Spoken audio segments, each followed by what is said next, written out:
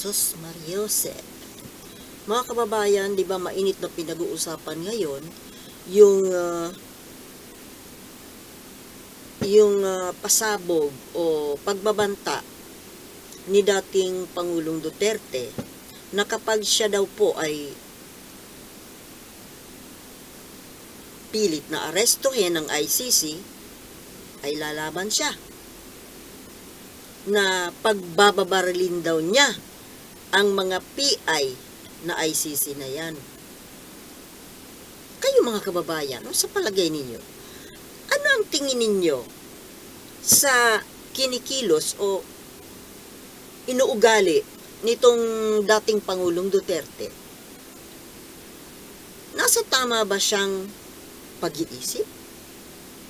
Remember, he has been a president. Naging mayor ng Davao for how many decades? 2, 3 decades. Then, naging congressman. One-time congressman. Na hindi niya nagustuhan yung trabaho ng isang congressman. Kaya parating absent, wala namang nagawang batas. Kinaiinisan niya yung trabaho ng isang congressman. Boring daw. Kaya mas minabuti na magtambay sa kantin o manood ng sine. Tapos, naging Pangulo. Ano ba sa palagay ninyo mga kababayan ang personalidad o character ng isang Pangulo or dating Pangulo? Medyo merong konting pagkakaiba o pwedeng pareho ang pag-uugali o kilos ng isang tao noong siya ay Pangulo pa at ngayong tapos na ang kanyang termino na siya ay isa ng private citizen. So, kahit po wala na siya sa posisyon, siya ay naging Pangulo. At isa pa, siya ay isang abogado. So, ito po bang mga banta niyang itong gusto niyang gawin? Tama ba to? Nasa batas ba to? Remember, siya isang tagapagtanggol, lawyer, nag-aral ng batas. Pumasa. Paano nga ba siya pumasa? It's a mystery. Naging mambabatas. Although, tapos yun nga, naging Pangulo. At sa edad ba naman niya ngayon? Na, kumbaga, siya dapat ay ituturing na ama o lolo ng buong bansa. Na dapat sana siya ay maging isang huwaran. Model citizen. Kagalang-galang. Masunurin sa batas. Law-abiding citizen. Pero ano ito? Siya ay nahaharap sa sari-saring kaso na mostly murder, drug trafficking, smuggling pa ata. Actually, hindi lang po ordinary murder, but crime against humanity because of the volume of the people he murdered or he made to murder. Imagine crime against humanity. Pinakamatindi na po sa lahat siguro ng krimen na pwedeng gawin ng isang tao. Ang pumatay ng libo-libo. Kasi kailan ba pwedeng sabihin crime against humanity ang isang act of murder? Libo-libo.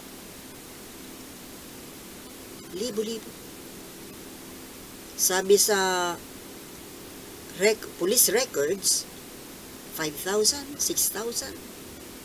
Hindi consistent. 10,000.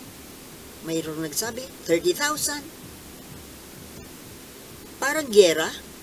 Talo pa yung gera sa Israel.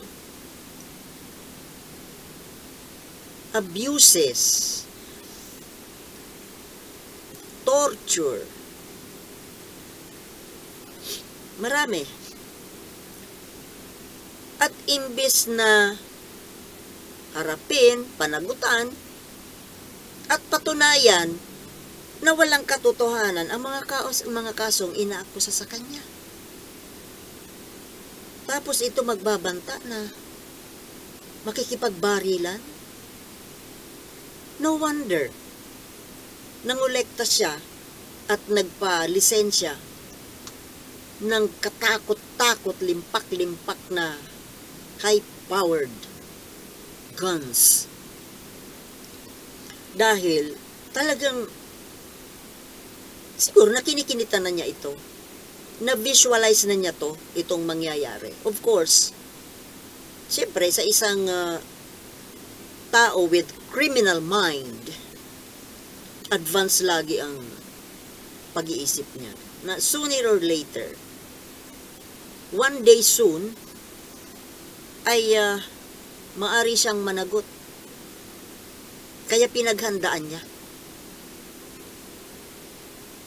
Pero mga kababayan, sa edad niyang 80 years old, malapit na sa hukay, malapit nang humarap sa creator niya. Ito pa ba ang babaunin niya sa kanyang journey to the other side? Alam niyo, ibig sabihin lang, hindi naman po sana problema kung ikaw ay naging murderer, naging makasalanan. Kasi nga, di ba sa Christian belief, sa Christian teachings, Christian doctrine, ay kahit na ikaw ay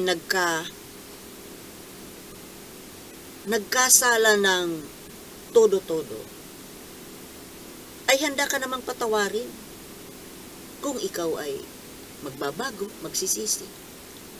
Diba? Repent. Kung si Saint Paul nga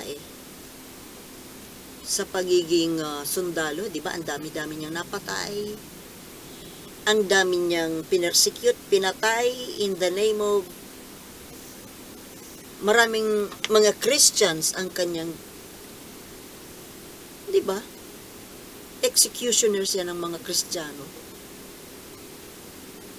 Not unless na dumating yung time na siya ay pinaghimalaan. Ngayon, itong mga pagbabanta ni Duterte na lalaban siya kapag inaresto, lalaban nga ba talaga? Well, sa pag-uugali, sa karakter niya, tingin natin, oo, lalaban siya. At marami siyang tao, marami siyang tauhan, marami siyang pera, marami siyang baril. Mayroon siyang pwedeng pagtaguan. Meron siyang kaharian. And for sure, paghahandaan niya yan, mayroon siyang kaharian sa Davao. Ang pinagtataka ko lang mga kababayan, bakit hindi na lang siya tumakas? Kung ayaw niyang makulong.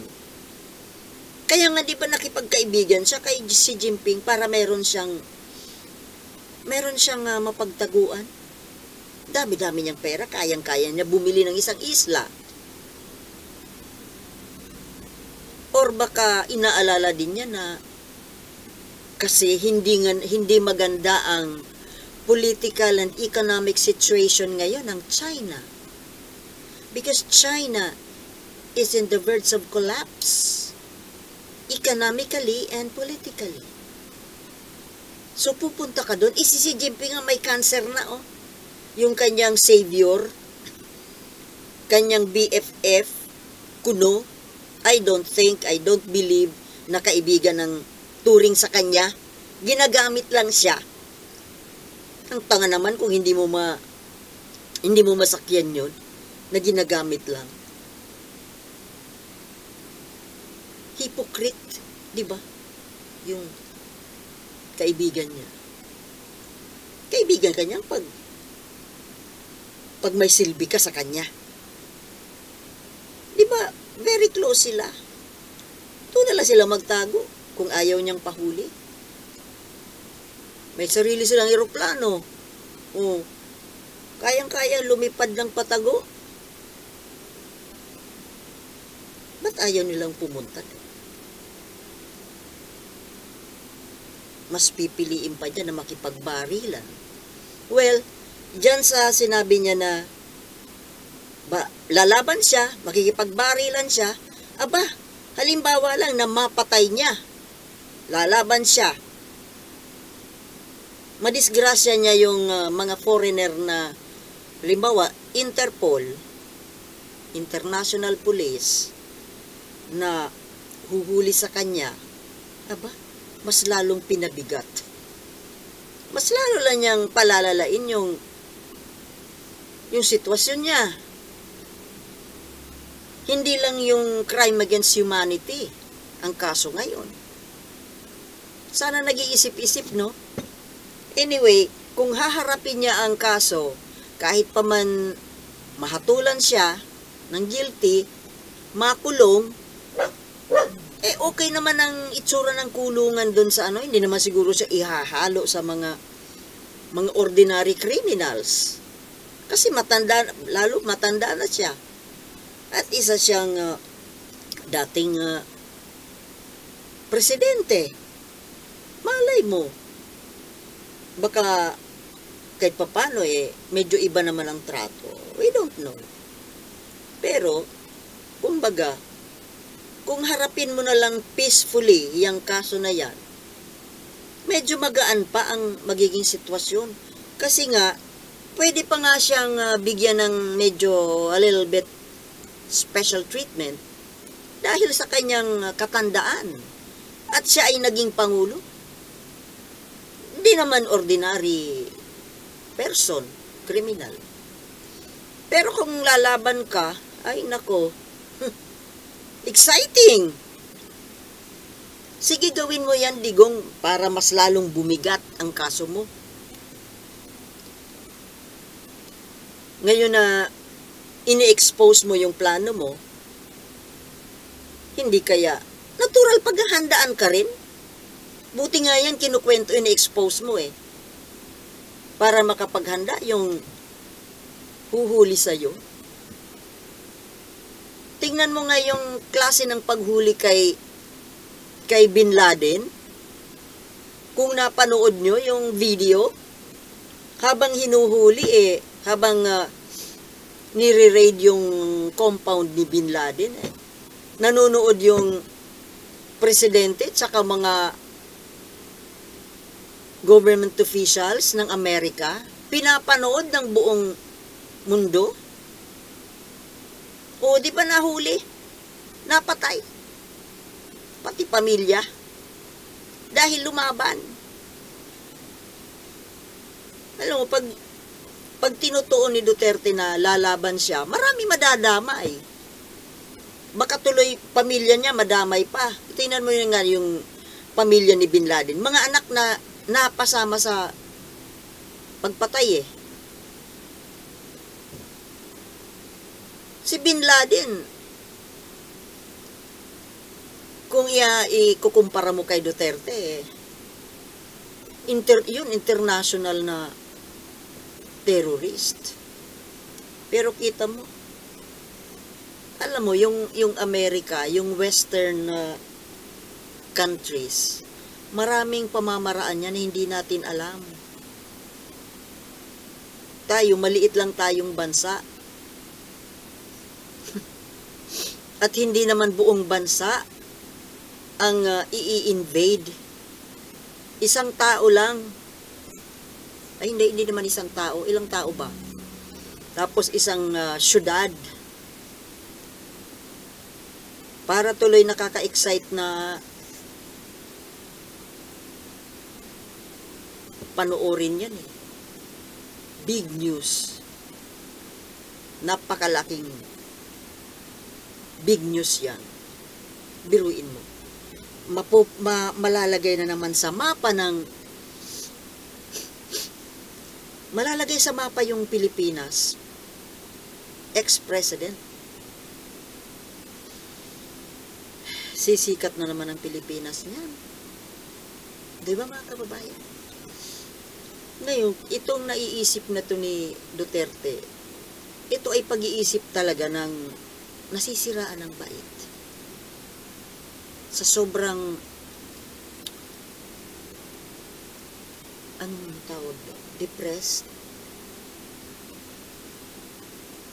Depressed na ba? Depressed, oo. Pero, anong ibig sabihin nito? Ayaw pa talagang bumitaw. Ayaw pang bumitaw sa kanyang lumang buhay. Imbes na pagaanin yung sitwasyon, mas lalo pinapabigat. Well, that is his choice. Kung ano man ang gagawin niya, choice niya yan, di ba, mga kababayan? So, abangan ng susunod na kabanata. Very exciting, di ba? So, thank you very much again for watching, and let's meet again. Okay? Peace.